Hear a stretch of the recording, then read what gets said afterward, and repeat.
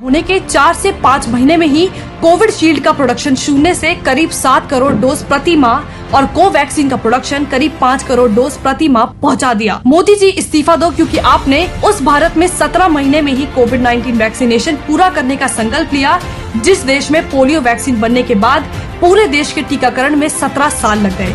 मोदी जी इस्तीफा दो, क्योंकि आपने 2014 तक देश में जो 189 सरकारी मेडिकल कॉलेज थे उनकी संख्या बढ़ाकर 279 कर दी है और इसके अतिरिक्त 100 से ज्यादा और सरकारी मेडिकल कॉलेज स्थापित करने का अप्रूवल दे दिया।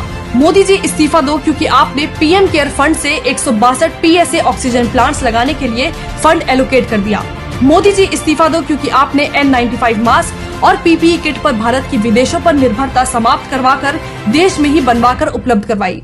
मोदी जी इस्तीफा दो, क्योंकि आपने देश के विभिन्न राज्यों को 15,000 करोड़ रुपए की सहायता उपलब्ध करवाई ताकि राज्य अपने यहाँ कोविड-19 मेडिकल इंफ्रास्ट्रक्चर तैयार कर सके।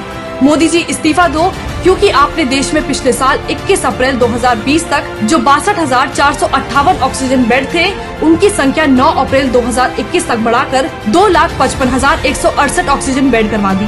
मोदी जी इस्तीफा दो, क्योंकि आपने गरीब कल्याण अन्न योजना लागू की, जिसके चलते करीब 80 करोड़ लोगों को कोविड-19 पेंडेमिक में मुफ्त अनाज वितरित किया जा रहा है।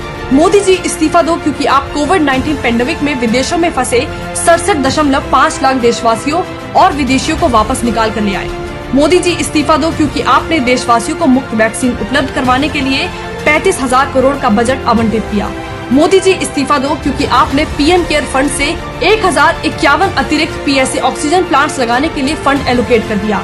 मोदी जी इस्तीफा दो, क्योंकि आपने जब देश के अंदर विरोधी वैक्सीन हेजिटेंसी का षड्यंत्र कर रहे थे तब अपने देश में बनी वैक्सीन की लिमिटेड क्वांटिटी एक्सपोर्ट करके करोड़ों विदेशी नागरिकों की भी जान बचा ली और इंटरनेशनल डिप्लोमेसी में वो मुकाम हासिल किया, जिसके चलते आज पूरा विश्व कोविड-19 की दूसरी लहर में भारत के साथ खड़ा हो गया। मोदी जी इस्तीफा दो, क्योंकि आपने सीमा से आगे जाकर भी हेल्थ सेक्टर में सकारात्मक परिवर्तन ला दिए, जबकि भारतीय संविधान के अनुसार हेल्थ राज्य सरकारों का विषय है और दूसरी ओर कई राज्यों ने खुद अपना काम ना करके अपना पल्ला झाड़ लिया।